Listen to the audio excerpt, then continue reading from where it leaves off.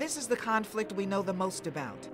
The riot that began in July of 1967 near 12th Street in Claremont. All these police, every time you see one of them, he gonna stop a brother. He don't never stop no white. That's why we out here riding, and we gonna keep on riding. It ended 5 days later with 45 people dead, 7,000 arrested, and the National Guard watching over the city. But this wasn't Detroit's first experience with race and violence. Far from it. We have a long history in this region of racial conflict. I don't know who to blame. To quote Martin Luther King, a riot is the language of the unheard. So today, we look back at those times and listen to those voices. Perhaps we can learn enough to prevent further bloodshed. The first race riot in Detroit was in 1863. We were in the middle of the Civil War. Times were tense, and many whites blamed black slaves for the horrendous conflict tearing our country in two. There was an African American on trial supposedly for rape, and a race riot ensued.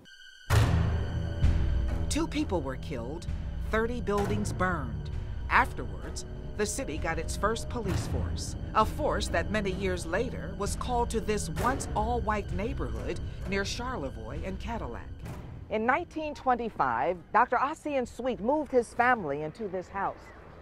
Fearing for their safety, he armed himself and 9 others inside. When several hundred angry whites surrounded the house and started throwing stones, shots rang out from that dormer. 2 people were hit, 1 fatally. Sweet and his friends were charged with murder. Famed attorney Clarence Darrow handled their defense. When they were acquitted, it was considered a victory for civil rights. In 1943, America was again at war. African Americans were moving to the city looking for jobs in the defense industry. There were everyday clashes as they looked for housing in formerly white neighborhoods, and those clashes played out on the buses and in public parks. So on a hot summer night in 1943, the Belle Isle Bridge was central to 2 separate rumors. One had a white person attacking an African American. In the other rumor, blacks threw a white woman and her child over the bridge.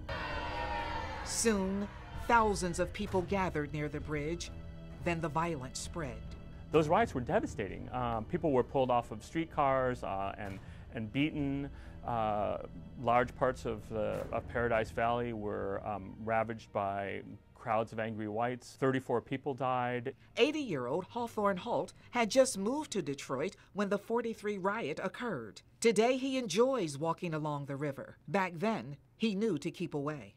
That wasn't too fearful, frightening to me, simply because my dad said you stay close to home. One of the things I'll tell you, people also don't know that after the 1943 race riot, the governor at that time, whose name was Kelly, actually assigned a small group of fact finders to look at what was the cause of that riot.